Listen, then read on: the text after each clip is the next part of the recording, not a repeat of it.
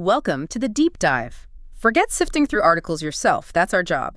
We take your sources, find the absolute must-knows, and deliver them straight to you. Today, we're diving into a truly monumental topic, Hajj. Hajj isn't just a religious event. It's really an annual global phenomenon. It's the Islamic pilgrimage to Mecca in Saudi Arabia, the holiest city in Islam. And it's considered a fundamental duty for Muslims. Absolutely. Our sources lay it out clearly. It's one of the 5 pillars of Islam, right there with daily prayer and fasting Ramadan. The mandate is for every adult Muslim, provided they are, well, physically capable and can afford the journey without hardship to their family back home. And when you say global phenomenon, the scale is just, it's hard to wrap your head around sometimes. Yeah. Millions upon millions converge. We're talking over, what, 2.2 million people on average annually between 2000 and 2019, and most of those are traveling from outside Saudi Arabia. Wow. The peak hit over 3.1 million back in 2012. Now, obviously, recent years saw numbers impacted by COVID-19. Right. Things were limited.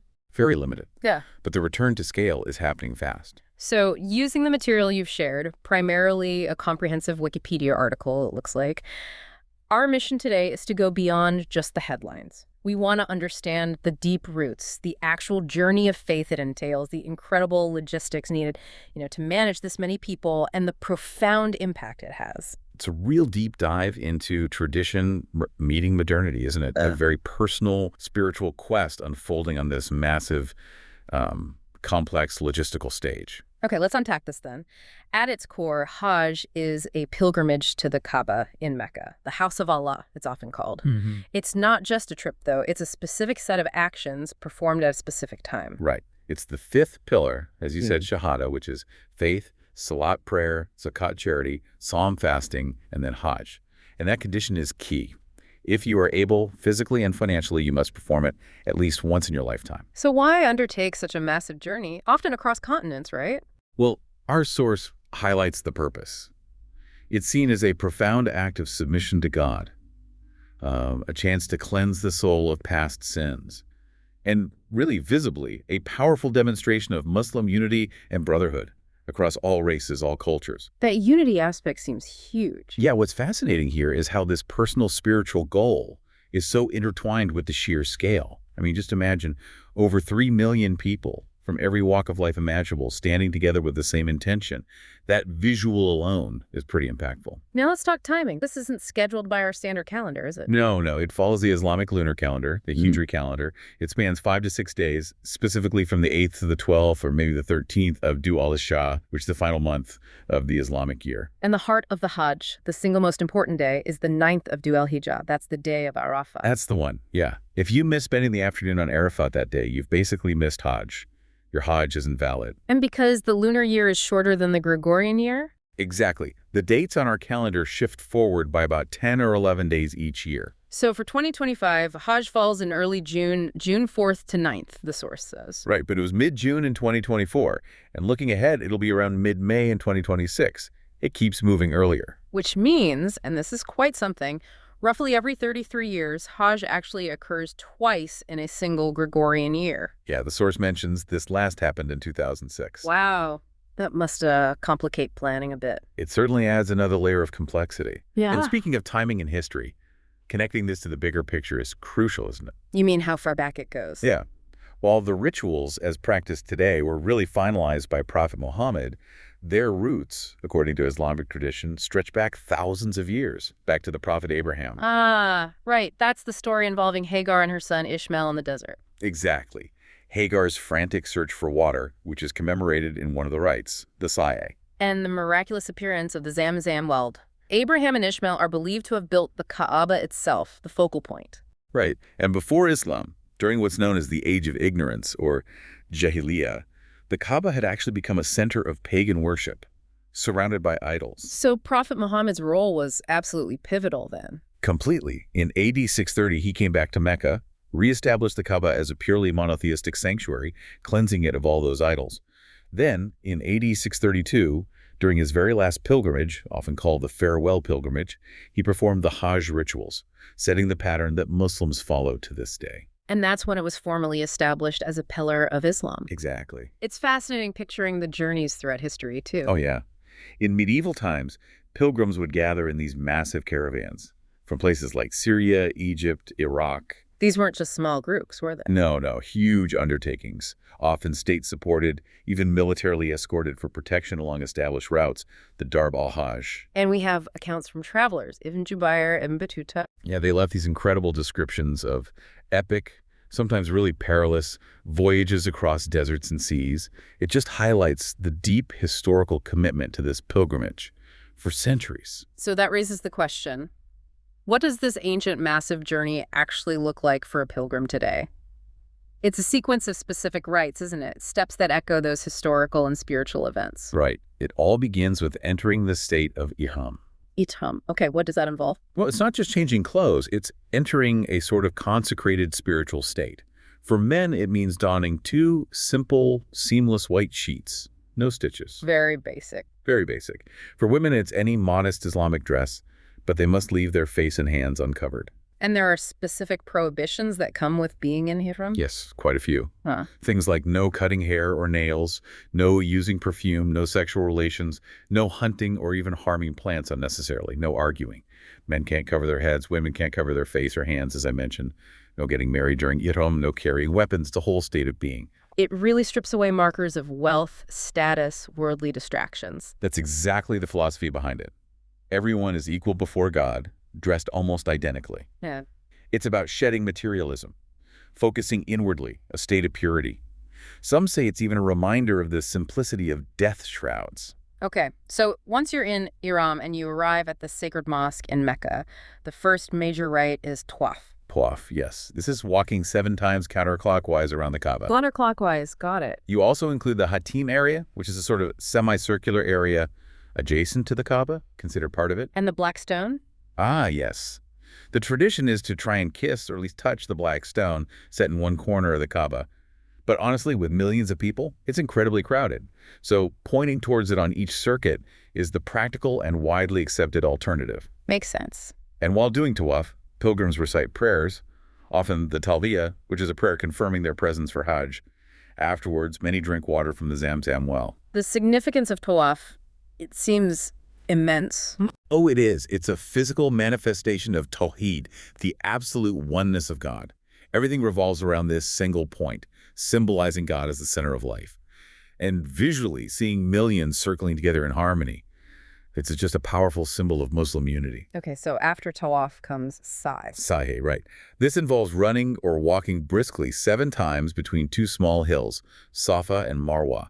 They're actually now enclosed within the huge mosque complex. And this commemorates Hagar's desperate search for water for Ishmael, doesn't it? Exactly that. There's even a marked section within the long corridor where pilgrims are encouraged to run, mimicking her frantic movement, though there are lanes for walking too and express lanes now. Practicalities. And after sa'i? After completing the 7 laps of sa'i, there's a symbolic shortening of hair. Men traditionally shave their heads completely or trim their hair very short. That's called halak. Women just clip a small lock or the tips of their hair. And for those combining Hajj with Umrah, the lesser pilgrimage, the step completes the Umrah part. That's right. Then the actual formal days of Hajj begin. Which starts on the 8th of Dhu al-Hijjah, Tarwiyah Day. Tarwiyah Day. Pilgrims re-enter the state of ihram if they had left it after Umrah, confirming their intention specifically for Hajj this time. So the prohibitions are back on. And then they head out of Mecca. Yes. They travel to Mina, which is a few kilometers east. It becomes this vast city of air-conditioned tents. They spend the day and night there praying, reflecting, preparing spiritually. The name Tarwiyah means quenching thirst or fetching water, traditionally linked perhaps to gathering water supplies for the next stage, the journey to Arafat. Okay, so day 1 is settling in at Mina. Then comes day 2, the 9th of Dhu al-Hijjah, Arafat Day. And here's where it gets, well, absolutely crucial. This is the pinnacle, the day of Hajj. You said earlier if you miss this day. Your Hajj is invalid. Simple as that. Pilgrims must arrive at the plain of Arafat, about 20 kilometers east of Mecca, before noon. And what happens there? The main event is the wuquf, the standing vigil before God. It lasts from around noon until sunset. Standing for hours. Well, standing, sitting, praying. It's a time for intense personal supplication, deep repentance for sins, seeking God's mercy. People stand, often near Jabal al-Rahmah, the Mount of Mercy, contemplating their lives, their relationship with God. There's also a sermon delivered, traditionally near the Nimira Mosque. Noon and afternoon prayers are usually combined and shortened. It sounds like a moment of profound spiritual reckoning. It really is considered the essence of Hajj. So after sunset on Arafah Day, what's next? Immediately after sunset, pilgrims leave Arafat and head towards Muzdalifah. It's an open plain situated between Arafat and Mina. And crucially, they don't pray the sunset prayer, Maghrib, at Arafat. They delay it. Until they reach Muzdalifah. Exactly. At Muzdalifah, they combine the delayed sunset, Maghrib, and the night, Isha's prayers. They spend the night there under the open sky, praying, reflecting, resting, and importantly, they gather small pebbles, maybe 49 or 70, for the stoning ritual the next day. Right, the stoning. That brings us to the third day, the 10th of Dhu al-Hijjah. This is sometimes called Korban Day or the Day of Sacrifice. That's right. Eid al-Adha begins on this day for Muslims worldwide. After the dawn prayer at Muzdalifah, the pilgrims move back towards Mina. And the key ritual in Mina is Rami al-Jamarat. The stoning of the devil, yeah.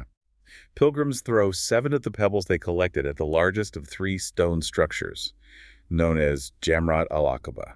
These structures symbolize Satan or temptation. Precisely. It's a symbolic act of rejecting evil and temptation, reenacting stories associated with Abraham resisting Satan. And you mentioned something interesting about these structures. They're not pillars anymore. No, not really. They used to be pillars, but that created dangerous bottlenecks. In 2004, they were replaced by long, high walls. Much safer for the vast crowds to throw their pebbles at. Makes sense. What else happens on this busy day? Well, this day also involves the animal sacrifice, the Korban.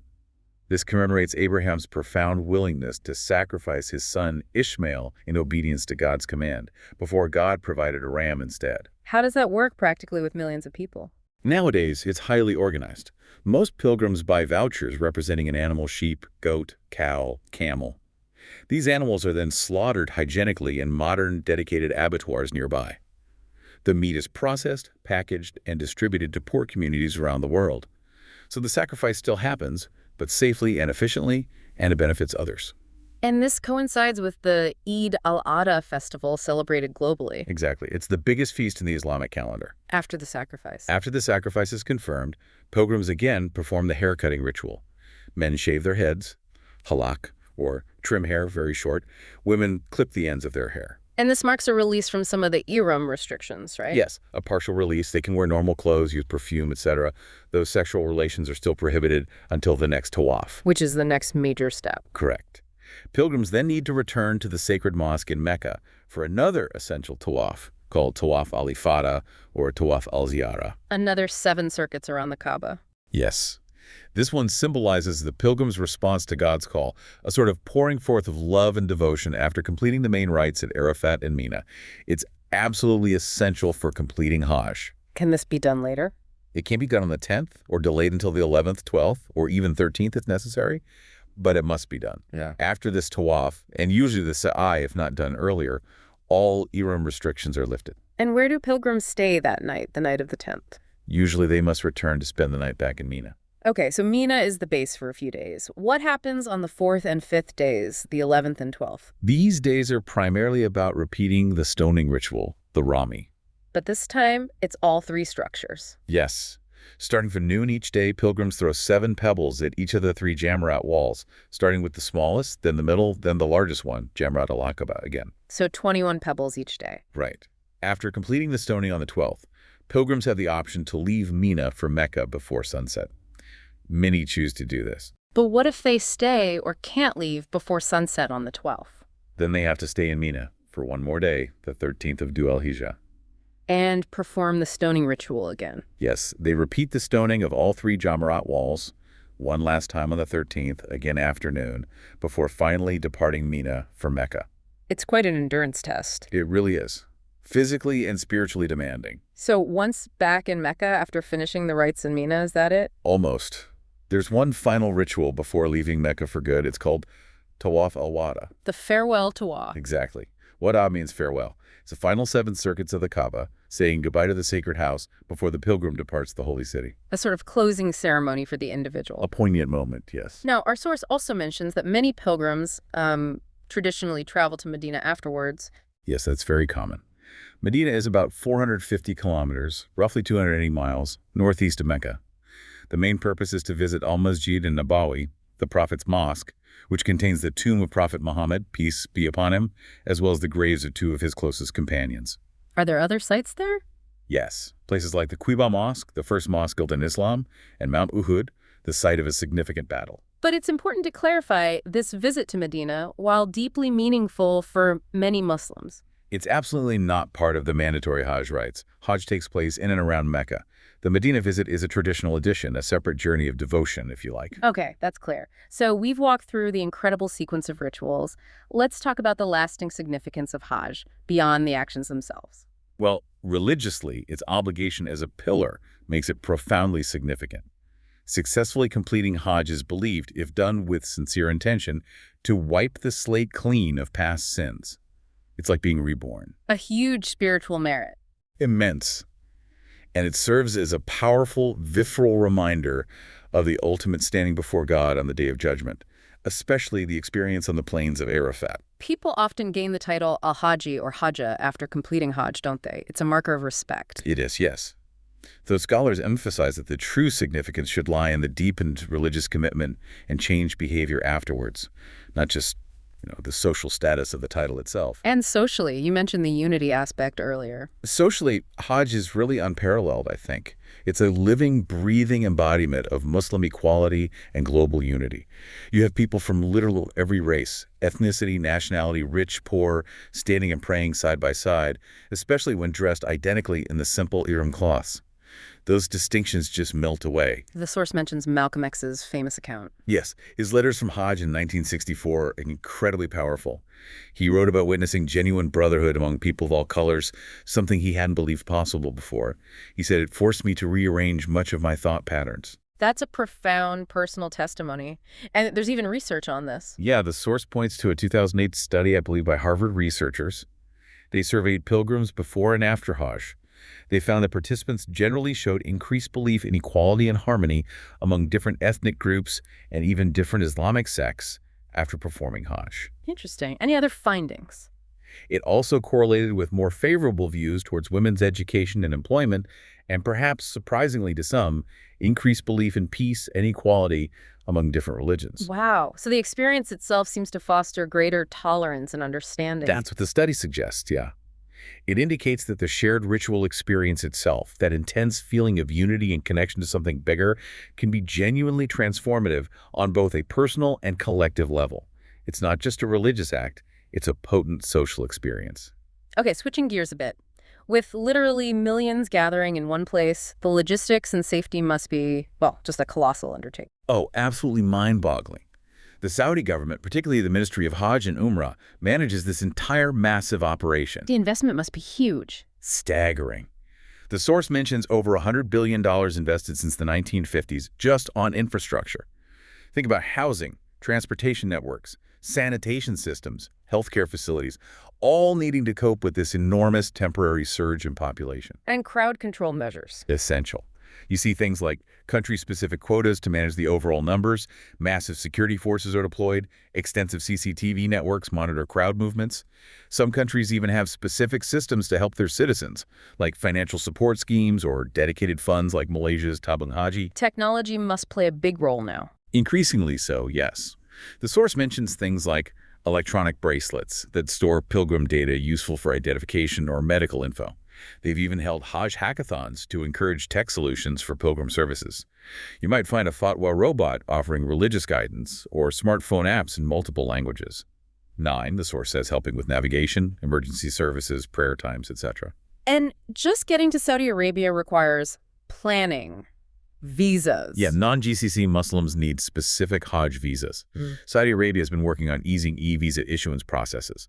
But typically, for pilgrims from many Western countries like the US, UK, Australia, mentioned in the source, you have to buy approved Hajj packages through licensed travel agencies. And you definitely need to be Muslim to enter the holy sites on a Hajj visa. Yes, that's a strict requirement for accessing Mecca and the immediate holy sites during Hajj. I saw a mention of the Makkah Route initiative. What's that? That's a really interesting logistical innovation. It basically pre-clears pilgrims at their departure airports in certain participating countries. So things like visa checks, health screenings, even luggage sorting and tagging for their final destination in Saudi Arabia are all handled before they fly. So they can just walk off the plane on arrival? Pretty much bypass immigration and customs on arrival in Saudi Arabia, yeah. Their luggage goes straight to their accommodation. It really aims to streamline that arrival process for large groups. Smart. And travel within Saudi Arabia, between the holy sites. Historically, it was camel caravans, steamships. Right. Today, it's overwhelmingly air travel into Jeddah or Medina, often on special charter flights or extra scheduled services.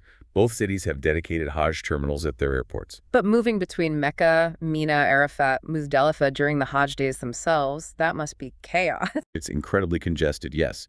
Transport is primarily by bus, especially designated routes, or for many, simply on foot. There's also the Al-Mashire Mogadasa Metro line. It's a specific train line built just to connect the holy sites of Mina, Muzdalifah, and Arafat.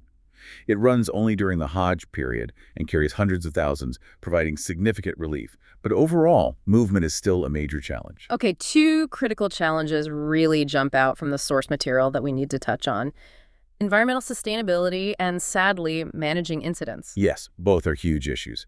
Environmentally, concentrating millions of people in a small area, many traveling long distances by air, it has a significant footprint. CO2 emissions. Primarily. Yeah. The source mentions a 2011 study estimating a large daily CO2 equivalent contribution per pilgrim, with international air travel being the biggest factor by far. And looking ahead, climate change is a major worry, isn't it? A huge threat.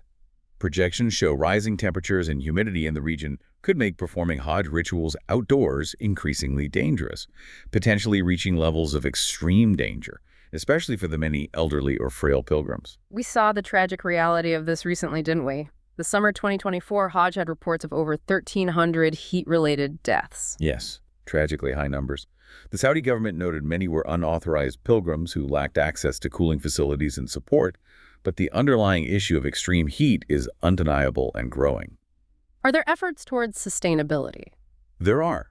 Initiatives towards a green Hajj are being promoted, things like discouraging single-use plastics, better waste management, water conservation efforts. The source mentions pilot projects like waste sorting in specific MENA camps, the Green Hajj camp, but scaling these up for millions is obviously a massive task. And then there's the issue of incidents, particularly crowd-related ones. Historically, yes, crowd control has been a major challenge, simply due to the sheer density of people performing rituals simultaneously in confined spaces. The 1990 tunnel stampede is often mentioned. A terrible tragedy, yes. Over 1,400 pilgrims died in a stampede inside a pedestrian tunnel leading away from Mecca. That must have led to major changes. It did. Huge investments were made in safety infrastructure and crowd management strategies, widening pathways, building multiple levels for rituals like the stoning, sophisticated monitoring, even adapting rituals for safety like encouraging pointing at the black stone instead of struggling to touch it, replacing the Jamarat pillars with those long walls we discussed, centralizing the animal sacrifice away from pedestrian areas. But despite all that, incidents can still occur. Unfortunately, yes. The scale is just so immense. The 2015 Mina stampede was another devastating event. The death toll figures varied widely on that one, didn't they? They did. The official Saudi figure was around 769, but counts by other countries and news agencies like the Associated Press suggested the number was much higher, possibly over 2,400. A horrific loss of life, highlighting the persistent risks. And there have been other concerns too. Health scares. Yes, things like MERS coronavirus caused concern in the past. And of course, COVID-19 led to those drastic reductions in numbers for a couple of years. There was even, interestingly, a temporary ban on taking selfies and videos at the holy sites in Mecca and Medina back in 2017, perhaps partly related to crowd flow, but also about maintaining reverence. Okay, that covers the major challenges. Before we wrap up this deep dive, it seems useful to quickly clarify the difference between Hajj and Umrah. The terms sometimes get confused. Good point.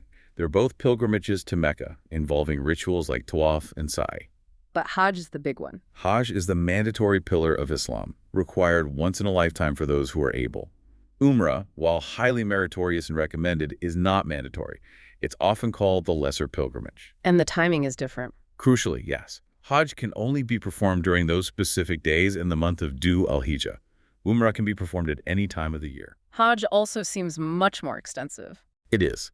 Hajj takes place over 5 to 6 days and involves rituals in multiple locations: Mecca, Mina, Arafat, Muzdalifah. Umrah is much shorter, typically completed in just a few hours, and its rites are confined to the sacred mosque area in Mecca, tawaf and sa'i, plus ihram and haircutting. So Umrah is not a substitute for Hajj? Absolutely not. Think of Umrah as a valuable voluntary pilgrimage you can do anytime. perhaps even multiple times.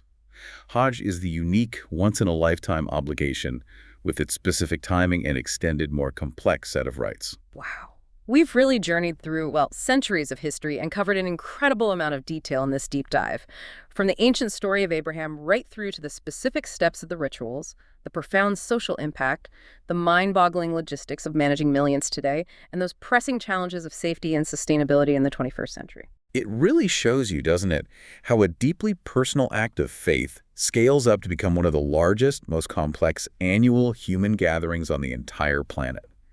It's this amazing blend of ancient, unchanging tradition meeting cutting-edge technology and facing very modern global challenges. Yeah, it's fascinating how unpacking the source material, like this article, allows us to see both the forest and the trees. You get the overall spiritual significance, but also the intricate details of the individual pilgrim's experience and the massive infrastructure that supports it all. It definitely gives you a much richer understanding, not just what Hajj is, but all the layers of history, meaning, logistics, and sheer human endeavor that make it possible for millions of people each year. So as you, our listener, reflect on this deep dive, maybe consider this. How does that intensely personal and spiritual journey of an individual pilgrim, someone seeking self-renewal, forgiveness, closeness to God, how does that coexist with the immense logistical, environmental, and even crowd safety scale of a gathering involving millions in the 21st century? Yeah, and how do these ancient traditions continue to adapt to very modern challenges, things like climate change, global pandemics, the need for sophisticated crowd control while still retaining their core spiritual meaning? And finally, what does that study suggesting increased tolerance after Hajj really reveal about the enduring power of shared ritual? The power to potentially shape not just individual beliefs, but maybe even collective attitudes towards unity and understanding others in our complex world. Something to think about.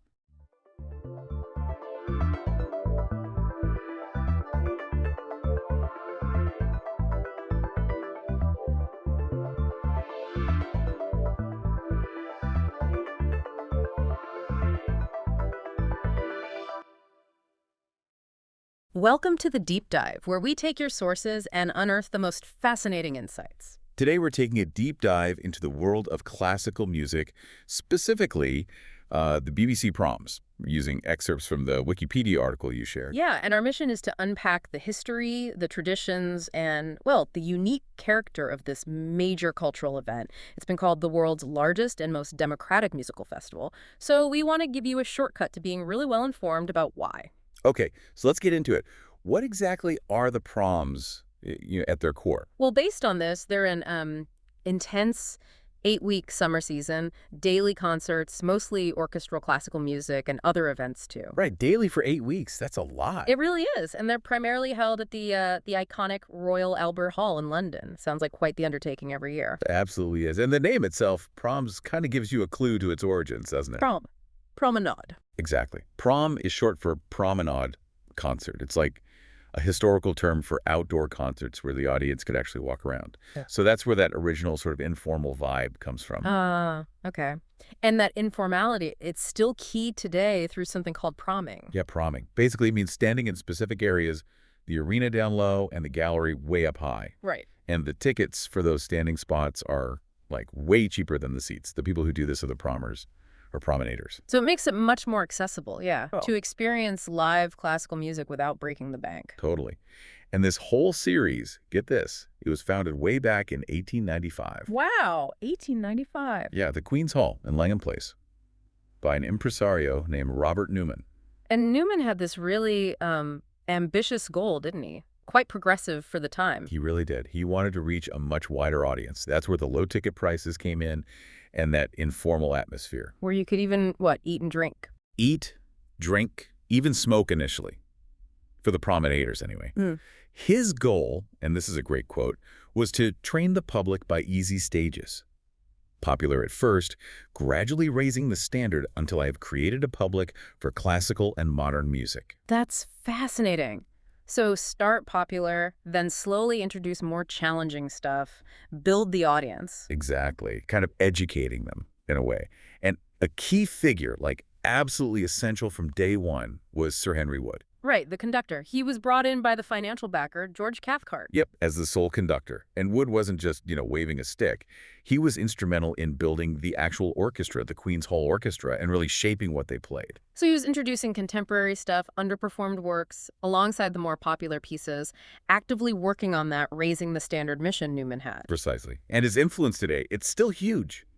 Central to the Proms. How so? Well, there's a bust of Sir Henry Wood placed right in front of the organ for the entire season. Every single concert. Yeah. Yeah. And the tickets themselves, they're subtitled, BBC Music Presents the Henry Wood Promenade Concerts. It really is. Like his festival in spirit. Though it wasn't always smooth sailing under that initial ownership, was it? Newman went bankrupt? Yeah, he did in 1902. Mm. Ownership then shifted hands a few times. Oh. Edgar Speyer, then Chappell & Co., the music publishers. Okay. But then comes the really big shift. This is where it gets really interesting and changes the scale entirely. The BBC. The BBC. They took over running the concerts in 1927, right after Newman died. Ah, so it goes from being a private venture to being run by the national broadcaster. That must have been a massive change. Resources, reach. Exactly, a huge shift. And then the BBC Symphony Orchestra became the main orchestra in 1930. Really cemented the BBC's involvement. Okay. Though, interestingly, it wasn't entirely uninterrupted.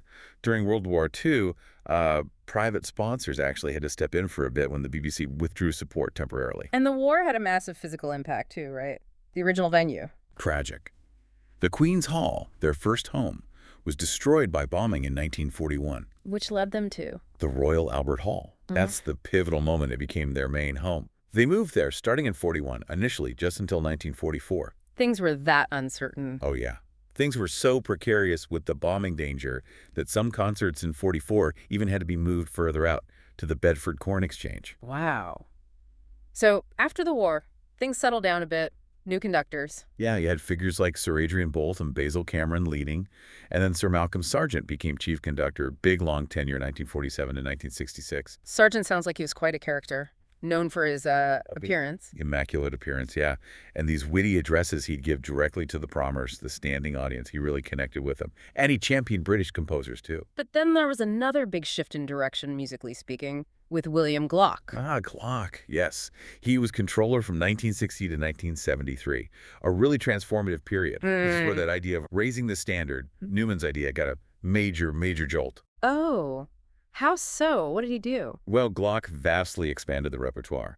He wasn't afraid to program really challenging contemporary music, avant-garde stuff, pushing boundaries. Okay. But he also, interestingly, delved into early music, bringing that into the fold, too. So it wasn't just about the core classical hits anymore. It was about broadening musical horizons. For that audience, Newman wanted to train, but maybe, faster. So Gluck really accelerated that founding mission, taking the audience on a quicker journey through different styles. That's a great connection. And around the same time, the 60s, you start getting more international involvement. Totally. Guest orchestras, international conductors, big-name soloists became much more common, opening it up even further. And not just classical, right? Didn't we see something about a pop band? Yeah, get this. Soft Machine played in 1970. The source notes it as the first performance by a pop band. Wow. That really shows they were willing to embrace different sounds, different audiences over time. Definitely. And a little tradition that started back then, the season start day. It moved from Saturday to Friday in 1968. Why Friday? As a tribute, actually, to Malcolm Sargent. He passed away shortly after the previous season. And that Friday start, it continues today. Huh. And the innovations, they keep coming even now, right? Oh, yeah. Things like pre-prom talks, giving context, lunchtime chamber concerts. That aren't at the Albert Hall. No, exactly. They moved to Cadogan Hall, a smaller venue, back in 2005, because, the vast Albert Hall isn't really suited for intimate chamber music. Makes sense. And things for kids, too. Yep, specific children's proms. Like there used to be a Blue Peter prom, and they've had Doctor Who proms. Really trying to engage younger audiences. And accessibility is still key through broadcasting, yeah? Absolutely crucial. All the concerts go out live on BBC Radio 3. More and more T&E coverage, too.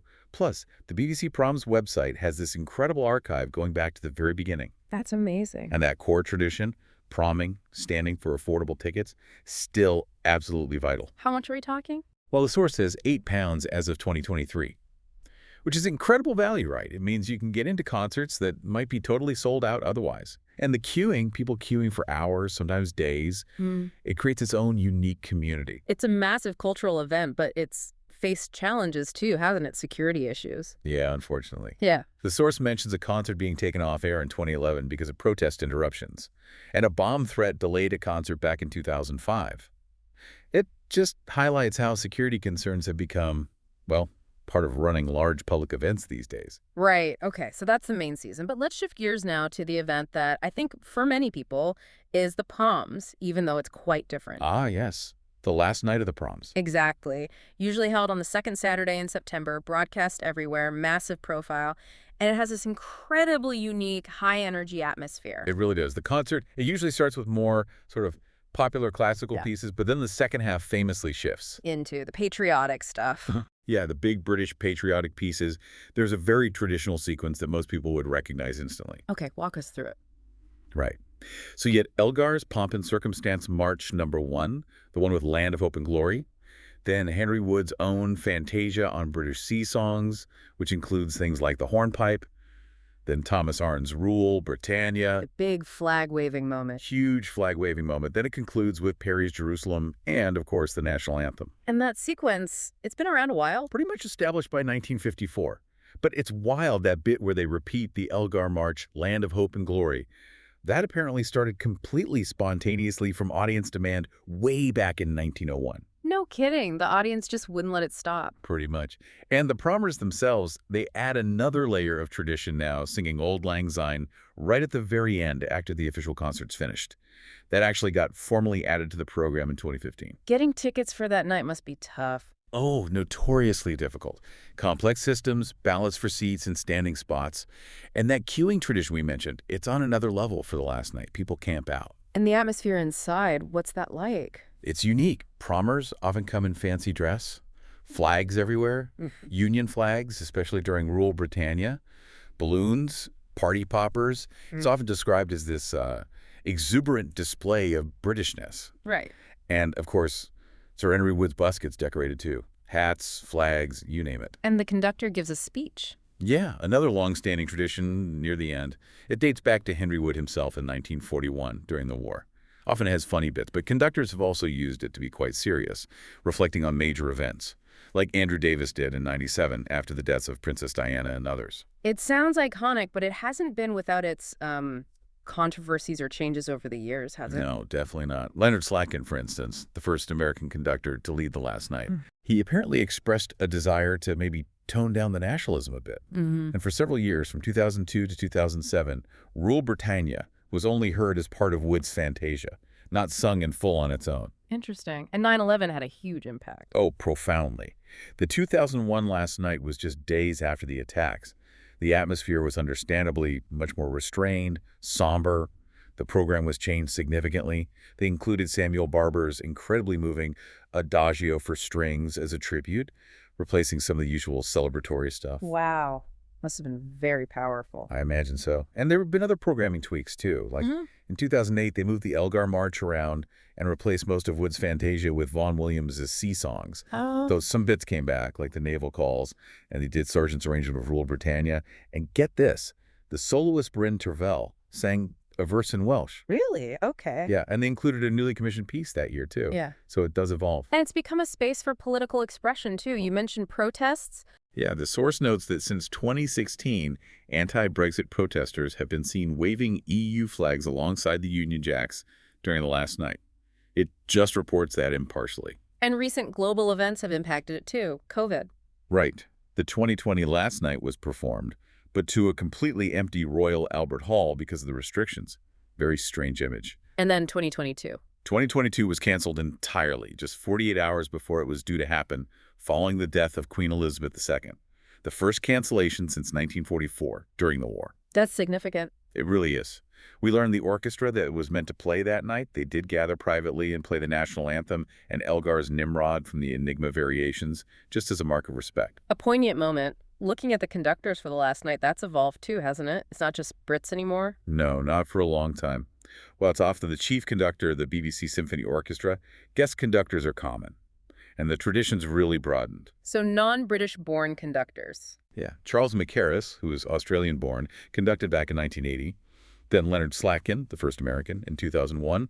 Jiří Bloulavek, Czech conductor, was the first non-native English speaker in 2007. And the first woman. Marin Alsop in 2013, which was a big moment. And actually, the 2023 season was pretty notable. It had female conductors opening and closing the whole prom season. Dalia Stasevska opened it, and Marin Alsop returned for the last night. So definitely evolving. Now, beyond the Albert Hall, there was this other thing for a while, proms in the park. Right, yeah. An effort to involve more people, especially outside London. That ran from 1996 to 2019. How did that work? Well, it started pretty simply just as a video relay of the Albert Hall concert shown in Hyde Park, but it grew, like, massively. To include live music. Yeah, live musicians, including the BBC Concert Orchestra, and it expanded to multiple cities across the UK, England, Scotland, Wales, Northern Ireland. Big outdoor events. But these places had their own live concerts happening. Exactly. Often featuring local touches, maybe the local national anthem, that kind of thing. And then for the big finale, they'd link up live via giant screens to the Royal Albert Hall for that traditional sequence. Rule Britannia, Land of Hope and Glory, the whole lot. A shared experience across the country. That was the idea. Though it's noted that sometimes, depending on, local politics or sensitivities in the different locations, some of those traditional last night finale elements might have been removed or adjusted in certain years. Right. And these became really popular, didn't they? Even inspiring unofficial ones. Yeah, their popularity definitely led to lots of unaffiliated local proms in the park type events popping up all over. But the official BBC ones, they ended after 2019. Any reason given? Or plans for return? The source just notes they last took place in 2019, with no announced plans for their return. So for now, they seem to be done. Okay. So looking at the whole picture, the sheer scale, how long has this been going on? Over 130 seasons now, which is incredible. They started, relatively modestly, 49 concerts back in 1895. And now, in recent decades, it's grown to over 70 concerts packed into those 8 weeks. That's impressive longevity, especially navigating through so much history. Wars, pandemics. Exactly. The season length and the number of concerts, they have varied. There were interruptions during World War II because of the bombings, obviously. And more recently, the COVID-19 pandemic led to a shortened 2020 season and a delayed start in 2021. And then the cancellation of the final concerts in 2022 after the Queen's death. And they even had winter seasons early on. Yeah, that's an interesting detail. Didn't stick, clearly, but they tried it. It just shows its significance, though. It holds a really major place in British culture and in the wider classical music world, too. So when we boil it all down, what does this all mean? We started with this quite radical idea back in 1895, right? Reaching a wider audience, low prices, informal atmosphere. Yeah, Newman's vision. And it's evolved into this massive national, even international cultural event. But that history of accessibility, innovation, and, evolving tradition, it seems key. And it's all anchored by that unique experience of promming, standing shoulder to shoulder in the Albert Hall. The information you provided, it really paints this picture of a long-standing institution that hasn't just, survived through everything. World wars, venue changes, shifts in musical taste. Exactly. But it's also actively reflected and responded to political and social currents throughout its history. It hasn't existed in a vacuum. Not at all. So hopefully this deep dive has given you, our listener, a pretty robust understanding of what makes the proms, and especially that famous last night, such a distinct, enduring, and, adaptable festival. Definitely. So maybe here's a final thought to leave you with. Given this long history we've discussed, this constant adaptation programming, locations, even those core traditions, how might this ongoing balancing act, between its historical roots and staying relevant today, how might that continue to shape the future of the proms in the years to come?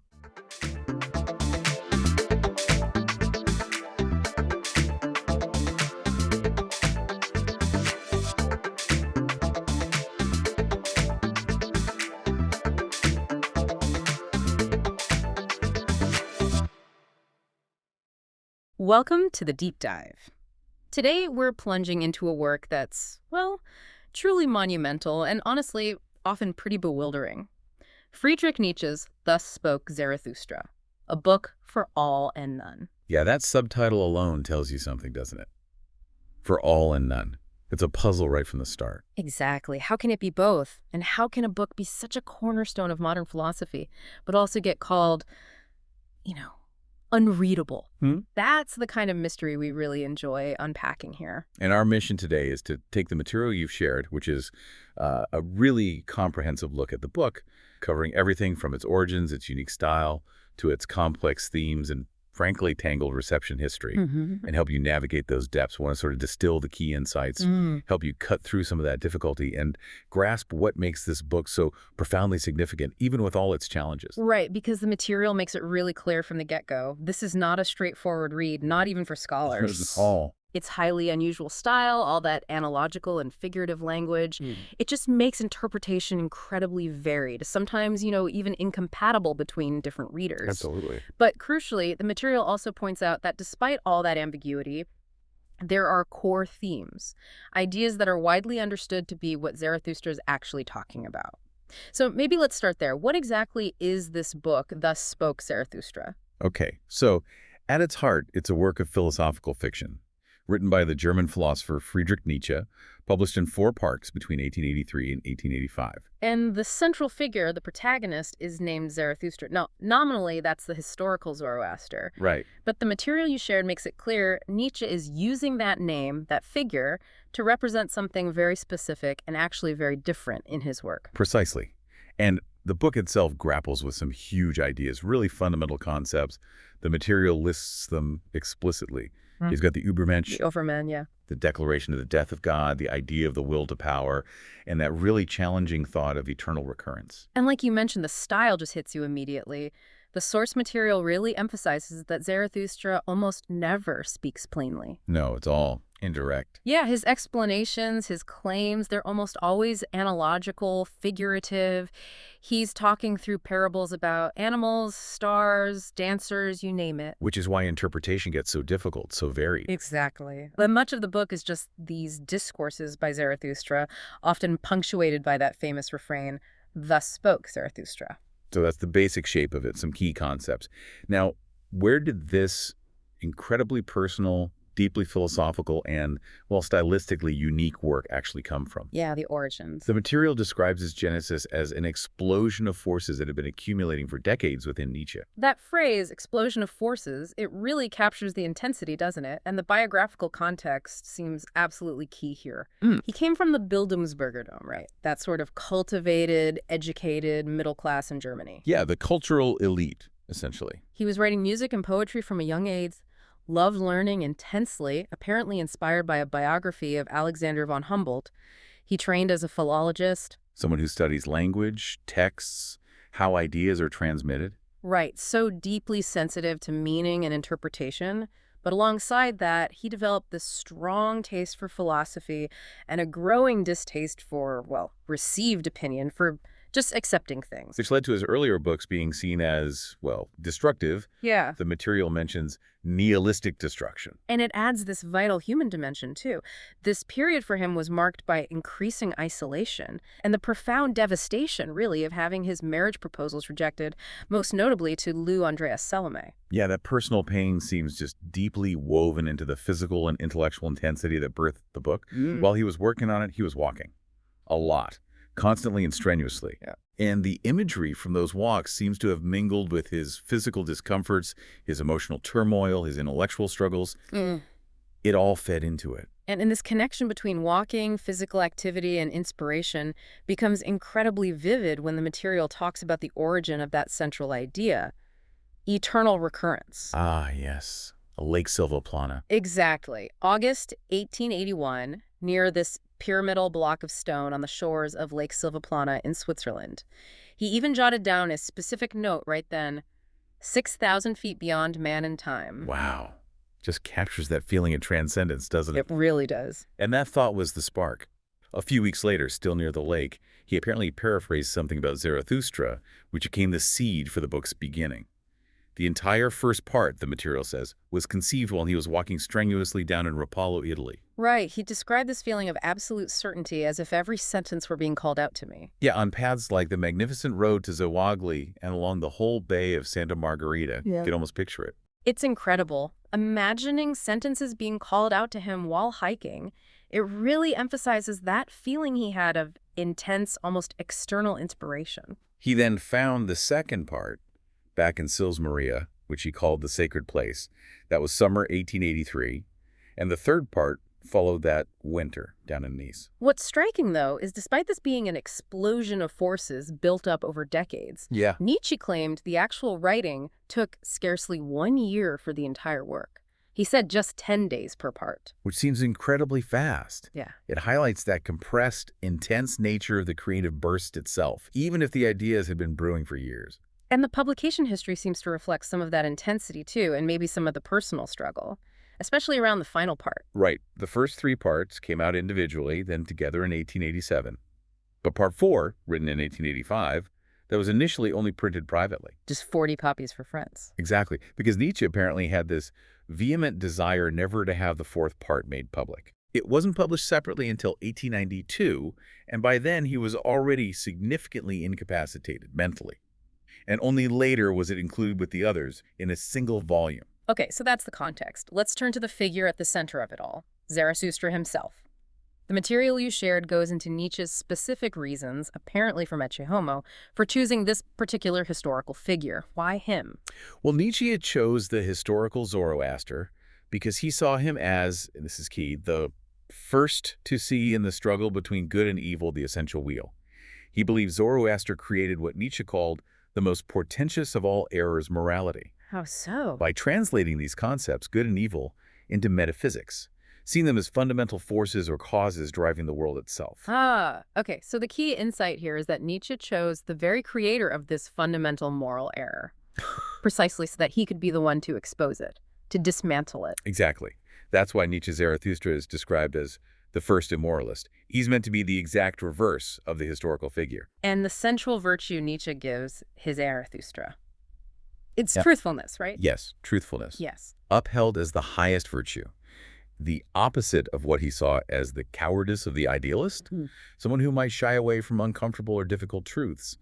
The material quotes Nietzsche, "To tell the truth and to aim straight, that is the first Persian virtue." So connecting this back to the core concept, the name Zarathustra in Nietzsche's specific usage means something like the overcoming of morality by itself through truthfulness. Precisely. The moralist's overcoming of himself and his opposite in me, as Nietzsche put it. So the very force that established morality is now being used through truthfulness to overcome it. It's such a radical reversal, especially of the original Zoroastrian worldview, which saw the world as this constant battleground between good and evil. Right. Nietzsche's Zarathustra is about ontological immoralism, challenging the very idea that reality itself is founded on some moral struggle. He aims to destroy those moralistic interpretations, to reestablish what he saw as a kind of, primordial innocence maybe, an acceptance of the world as it is, beyond good and evil. Okay, so we have this figure, born from intense personal and intellectual turmoil, tasked with overturning the very moral framework he supposedly created. Speaking in this incredibly strange, figurative, musical style, what actually happens in the book? Let's try and walk through the narrative arc based on the material you shared. Okay, let's do it. Part 1 kicks off with Zarathustra as a hermit. He's been living on a mountain for 10 years, with his companions, an eagle and a serpent. Right, the wise eagle, the proud serpent, and his inspiration to descend. It's not some divine command, it's the sun. Yeah, it's a great image. He sees the sun, which is only happy when it shines on others, when it gives its light away, and he decides he too must descend and share his wisdom with humanity. But on his way down, he bumps into this old forest saint. Who just praises God all day. And Zarathustra is kind of surprised the saint hasn't heard the news. God is dead. A pretty major piece of news to miss. You'd think. So he arrives in this town square, and there's a crowd gathered to watch a tightrope walker. This becomes the setting for his first attempt to speak to the masses. And he introduces his big idea right away. The goal for mankind should be to create the Übermensch, a type superior to conventional man. And he tells them this requires willing your own destruction, essentially, overcoming who you are now. Which doesn't go over too well with the crowd. They react with scorn, mockery. Yeah, not surprising, really. Then, as the tightrope show starts, a clown, maybe representing mockery or chaos, leaps over the walker, causing him to fall to his death. A pretty dramatic scene. Very. And Zarathustra carries the corpse away, lays it in a hollow tree. This whole event really solidifies his decision. Forget the masses. He's only going to speak to a few chosen individuals, disciples. So the rest of part 1 is mostly his discourses to these early followers, often overturning traditional Christian morality. Then he gathers these disciples, only to intentionally abandon them. Right, telling them he won't return until they've basically disowned him and found their own path. He wants them to think for themselves. Exactly. Which leads us into part 2. Zarathustra retreats back to his mountain cave, this time for several more years. And he has this vivid dream, sees a devil's face in his mirror. Yeah.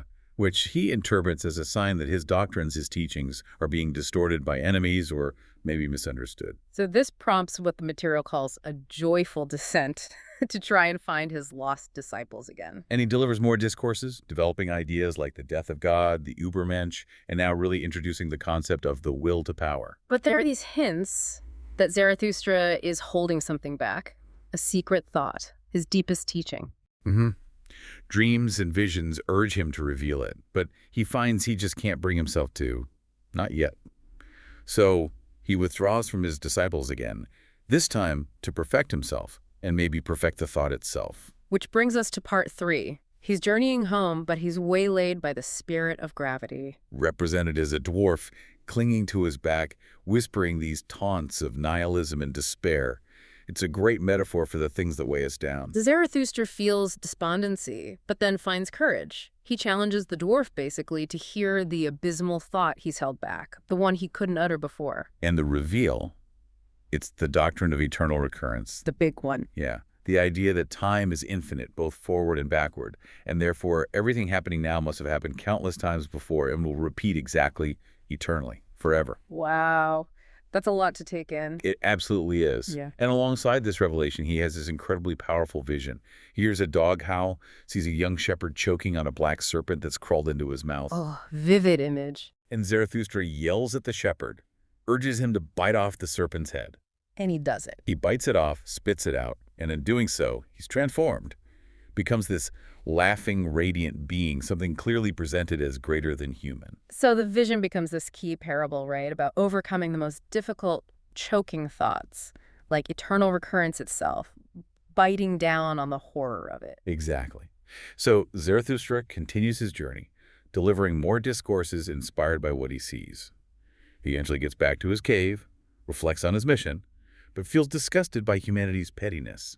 He despairs at the thought of the eternal recurrence of such a flawed race. But he gets over it. He does. Yeah. He ultimately overcomes that despair, accepts, even learns to love the thought of eternal return. He discovers his own longing for eternity and sings this song celebrating the idea, affirming everything. Okay, so that feels like a peak. What about part 4? Right, part 4. It finds Zarathustra growing old in his cave's seclusion. And he gets a visitor, a soothsayer. Yeah, who tells him he's come to tempt Zarathustra with his final sin compassion, or mitleiden, which also means suffering with, or pity. Interesting temptation, then a loud cry of distress is heard. The soothsayer claims it's the call of the higher man. So Zarathustra rushes out to investigate, to help. And he searches his domain. Encountering this series of characters, they seem to represent different aspects of humanity, right? A king, a pope, a sorcerer, a scholar, a shadow. Exactly. He talks with him, invites him back to his cave. Yeah. But he doesn't find the singular higher man he thought he was looking for. So he goes back home and hears the cry again, but this time it's coming from inside his cave. Yes, and he realizes that the collection of people he invited, they are collectively the higher man, the best of humanity he could find at that point. So he welcomes them in, but he's clear. They are not the Übermensch he's been waiting for. Yeah. They're just precursors, the bridge, not the goal. Right. And they share this supper, which turns into this really strange philosophical feast. There are songs, arguments, even a facetious worship of a donkey. A donkey? Yeah, maybe a symbol of carrying burdens, maybe a jab at religious piety. It's ambiguous, like so much else. The higher men thank Zarathustra, right? For relieving their distress and teaching them a kind of contentment. They do, but Zarathustra seems a bit alarmed by that. Contentment isn't really his ultimate goal for them. He wants more. So the next morning, this powerful sign appears outside the cave, a lion and doves. Zarathustra interprets this as a sign that his children, the ones who are ready for his true teachings, his real successors, are near. And in the climax, the higher men emerge from the cave, the lion roars, and they cry out in fear and flee. Exactly. And their cry, the material notes, reminds Zarathustra of the soothsayer's prediction about the temptation of compassion. of pitying them. So with their departure, Zarathustra declares that the pull towards pitying these higher men who aren't quite it is over. His focus now has to be purely on his real work, waiting for the right ones, the ones symbolized by the lion and doves. So that's the wild journey through the narrative itself. Now, maybe we should dig a bit deeper into those key themes the material identifies as central. Yeah, let's do that. But keeping in mind that scholarly note you mentioned, that some argue the worst way to understand Zarathustra is as just a teacher of rigid doctrines. Right. It's more complex than that. Yeah. But still, these ideas are what the book has become known for, how it shaped public perception. Okay, so let's unpack the first big one. The will to power. Will zur Macht. The material connects this back to Schopenhauer's influence, naturally. Schopenhauer talked about a blind will to live. And Nietzsche counters with this will to power, but the material notes it's never systematically defined in Zarathustra. It's left quite open to interpretation. Which is where, the problematic misinterpretations often creep in, particularly by fascists later on. Right. And the material points out that this often overlooks a key distinction Nietzsche made between Kraft's simple force or strength and Macht. Which is closer to power, but often implies self-mastery, influence, growth, not just brute domination over others. The material quotes from his notebooks describing it as willing to become stronger or willing growth. Exactly. So the key insight often missed is that it's frequently interpreted not primarily as power over others, but as this internal drive towards self-overcoming, enhancement, becoming more. Okay. Next up, the famous or maybe infamous concept of the Übermensch. Overman, sometimes Superman. The material notes its alleged derivation from an ancient Greek text, Lucian of Samosata's Downward Journey, or the Tyrant. It features a figure called the Hyperanthropos, literally Overman. But that figure in Lucian is just a tyrant, right? Superior to others, but still just a tyrant in the underworld. Exactly. The material doesn't suggest Nietzsche's concept is identical, but points out the linguistic link, the precedent for the term. And Nietzsche himself actually offered a real-world example of what he saw as an actualization of this ideal. Goethe. Right, the German writer and statesman, which suggests it's less about some literal biological evolution. And more about a potential state of being, a goal for humanity to strive towards, achieved through intense self-discipline, creativity, overcoming limitations. Exactly. And then there's the idea Nietzsche called the fundamental idea of Zarathustra, though it pops up earlier in the gay science too, eternal recurrence. This one's really mind-bending. The material presents the main interpretations scholars debate. First, the cosmological one. The idea that time is literally circular, finite matter, infinite time, so everything must repeat infinitely, exactly as it is now, like a cosmic rerun. But the material notes that Nietzsche's own belief in this as literal physics is, well, unclear. His attempts to prove it in his notebooks were apparently weak. Yeah, critics often puzzle over why he emphasized it so much if he didn't fully buy it as literal cosmology, which leads to the other interpretations. Like the attitudinal interpretation, eternal recurrence as a thought experiment. Exactly. How would you react if a demon told you your life, every joy, every sorrow, every single detail, would repeat eternally, identically? Would you collapse in despair or would you embrace it? It becomes a test of ultimate life affirmation, right? Can you love your fate, amor fati, to such an extent that you'd will its infinite return? That's the challenge. And then there's the normative interpretation. Seeing it as a kind of moral rule or standard. Sort of. Act in such a way that you could will that specific action and your entire life leading up to and away from it to recur eternally. It's like a really intense version of Kant's categorical imperative, maybe. Wow, okay. The material also dives into his criticism of religion. Right. Zarathustra is framed as a strong polemic, a forceful argument against figures and systems Nietzsche saw as nihilistic, as enemies to a healthy culture. Schopenhauer is on that list, along with Christianity and Buddhism. Now, the material highlights that Nietzsche actually did have genuine knowledge of Buddhism for his time. He likely learned some Sanskrit and was pretty well read on it. But it also points out his significant misinterpretations, often colored by Schopenhauer's rather pessimistic lens. Like misunderstanding shunyata, emptiness. Yeah, he seems to have misconstrued it as just nothingness, missing the nuance that in Buddhist thought, emptiness is often an initiatory stage towards liberation, not just a nihilistic void. It's interesting that the material includes that counterpoint from Benjamin Ellman, arguing that Buddhism, on its own terms isn't necessarily pessimistic or nihilistic. Right. And surprisingly, it also points out that some of Nietzsche's own conclusions end up sounding quite close to basic Buddhist doctrines. Like Zarathustra's idea that the soul is only a word for something about the body. Exactly. There are these unexpected points of resonance, despite the overt criticism. Finally, under themes, the material addresses nihilism itself, which is, deeply associated with Nietzsche, though whether he was a nihilist or just diagnosing its arrival is, well, debated. It's a vexed point, as the material says. Yeah. He was certainly profoundly interested in it. The context provided is that traditional metaphysical foundations, especially religious ones, were crumbling. God is dead. Right. And without God, without that absolute foundation for values, humanity felt devalued, stripped of divine purpose, seen maybe as just animals, driven by primitive instincts that could, at best, be sublimated, channeled into something higher. And according to the interpretation by Hollingdale mentioned in the material, Nietzsche's ideas about the will to power actually arise from this very context. That's the argument presented. The idea is that a sublimated will to power focusing that drive inward towards self-overcoming, creativity, growth, rather than just external domination, becomes the way out. The Ariadne's thread, as the material puts it, tracing the way out of the labyrinth of nihilism. It's the potential positive path forward in a world that's lost its old anchors of meaning. Now, we absolutely cannot talk about Zarathustra without talking about his style. I mean, the material makes it clear. The language, the form, they're crucial, maybe even inseparable from the philosophy itself, especially given all that ambiguity we discussed. Yeah, it's described as deeply musical, even operatic.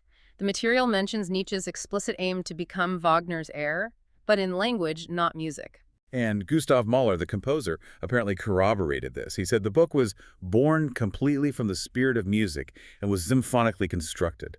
Nietzsche himself stressed listening to the text right, noting the tempo of Zarathustra's speeches, their delicate slowness. Yeah, that feeling of words falling from an infinite fullness of light and depth of happiness, he insisted you had to hearing properly the tone, this halcyon tone, is about the sound and rhythm as much as the meaning. And that musicality is enhanced, the material notes, by really careful use of paragraph length, punctuation, repetition. It all creates rhythm and emphasis. And what's so fascinating, as we touched on, is how incredibly parabolic and metaphorical it is. Zarathustra rarely makes a direct philosophical claim. No, he talks about stars, animals, trees, tarantulas, dreams, using these as analogies for virtues, age, religion, society. It's this reliance on masks and models, as the material puts it, a deliberate communication strategy. Right. And the language itself draws on these incredibly powerful, almost sacred-sounding sources.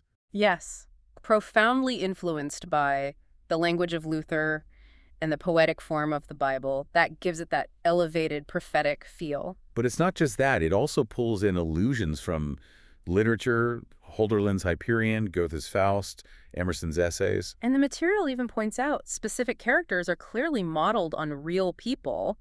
The sorcerer is Wagner. After their big falling out, yeah. And the soothsayer is Schopenhauer. It adds another layer of interpretation, knowing those connections. And you just lose so much, don't you, without appreciating the wordplay in the original German? The material gives that great example of the über and unter pairings. Right. Über meaning over or above. Unter meaning under or below. So intergang, which means downgoing or setting, like the sun, but also demise or decline, is constantly paired with übergang, meaning overgoing or transition. Emphasizing that decline isn't just an end, it's also a movement towards something new, a necessary stage. And that whole linguistic motif culminates, of course, in the Übermensch, the overman. It's built into the language. So you have this incredibly complex, intense, uniquely styled book. How did the world actually hear it? What was the reception like? Well, Nietzsche himself certainly had a high opinion of it. He saw Zarathustra as his absolute magnum opus. Didn't hold back, did he? No. He called it the greatest present he'd given humanity, the highest book, the deepest, an inexhaustible well. He even believed, rather audaciously, that he brought the German language itself to its culmination, after figures like Luther and Goethe. Yeah, pretty confident. But critical opinion, as you'd expect, has been incredibly varied over the years. The material you shared notes that while many scholars today see it as a masterpiece of literature as well as philosophy, others have viewed it, maybe a bit uncharitably, as in large part, a failure. and that unique style, the ambiguity we keep coming back to, it really frustrated early academic attempts at analysis. especially, the material points out, in the Anglo-American analytic tradition, which really valued clear, logical arguments above all else. Right, they didn't quite know what to do with it. Exactly. It wasn't until interest in Nietzsche's unconventional methods really grew, say, in the latter half of the 20th century, that academic reception became much more favorable towards its literary and philosophical complexity. People started appreciating the style as part of the philosophy. Still, you have figures like the critic Harold Bloom famously calling it a gorgeous disaster and just unreadable. Which is a sentiment probably shared by many first-time readers, let's be honest. Oh, for sure. Though the material does note, some scholars suggest that difficult style might even be intentionally ironic, part of the challenge, the test for the reader, perhaps. And that complexity definitely shows up in the English translations, too, which the material briefly covers. Yeah, the first was by Till in 1896, then Thomas Commons in 1909, which was widely used for a long time. But later criticized for errors, like using baddest, apparently, and being based on a flawed German text. Then you get the more widely read critical translations later on, like Walter Kaufmann's in 1954 and R.J. Hollingdale's in 1961. Those became standard for a while. Although the material notes that even Kaufmann's popular version faced criticism. Clancy Martin argued Kaufmann sometimes changed punctuation, altered meanings, maybe dampened the metaphors a bit, acting more like Nietzsche's editor than just a translator. It's a fine line, I suppose. And more recent 21st century translations, like Graham Parks's in 2005 trying to capture the musicality, and Adrian Del Curro's in 2006 aiming to restore the poetic brilliance. It just shows the ongoing struggle, doesn't it? Trying to capture Nietzsche's unique voice in another language. Yeah, and the material gives those examples from the prologue translations. Right, like Superman versus Overman for Übermensch. Or remain true to the earth versus remain faithful to the earth. Small changes, big implications. Or poisoners versus poison mixers. These little linguistic choices, they have a real impact on how you interpret the text. It highlights just how difficult the translator's job is with a writer like Nietzsche. Absolutely. So, wow. We've journeyed from the book's intense, very biographical origins and this complex, reversed figure of its prophet, Zarathustra, through its really strange narrative of descent, retreat, struggle, revelation. exploring its profound, often debated themes like will to power and eternal recurrence. And diving into its unique musical and, deeply challenging style. And as the material really helps us understand, grasping Zarathustra isn't about simply extracting a neat set of doctrines, is it? No, not at all. It's much more about engaging with its analogical, figurative world, wrestling with the language, the parables, the contradictions even. And despite its demanding style, its sometimes mixed reception over the years, it absolutely remains central to understanding Nietzsche. And it continues to provoke really deep thought about, well, human potential, the radical critique of existing values, the sheer weight of existence in a world maybe without ultimate purpose. So as we finish up this deep dive, maybe something for you to consider is Zarathustra's challenge to those he calls the higher men. Remember how he tells them they were merely precursors?